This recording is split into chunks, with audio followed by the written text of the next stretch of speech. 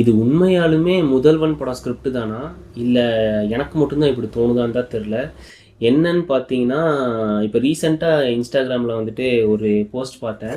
CM விஜயின் அதிரடி எச்சரிக்கைகள் அப்படின்னு வந்துட்டு அதில போட்டிருந்தது. என்ன மேட்டர் அப்படின்னு பார்த்தீங்கன்னா, கவர்மெண்ட் அஃபீஷியல்ஸ் யாராவது லஞ்சம் வாங்குறாங்க அப்படின்னா, அவங்களோட சொத்துலேருந்து 50% வந்து கவர்மெண்ட் வந்து டேக் ஓவர் பண்ணிக்குன்ற மாரி சொல்றாங்க.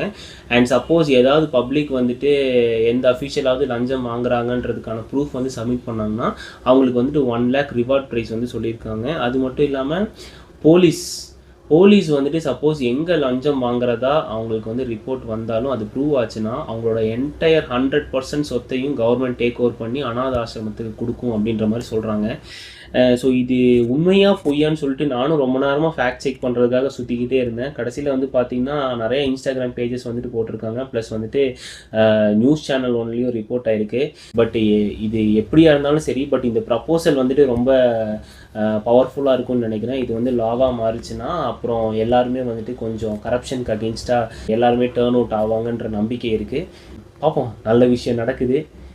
எந்த லெவலில் முடியுதுன்னு பார்ப்போம். நீங்கள் இதை பற்றி என்ன நினைக்கிறீங்கன்னு சொல்லிட்டு மறக்காமல் கீழே கமெண்ட்டில் ஷேர் பண்ணுங்கள்.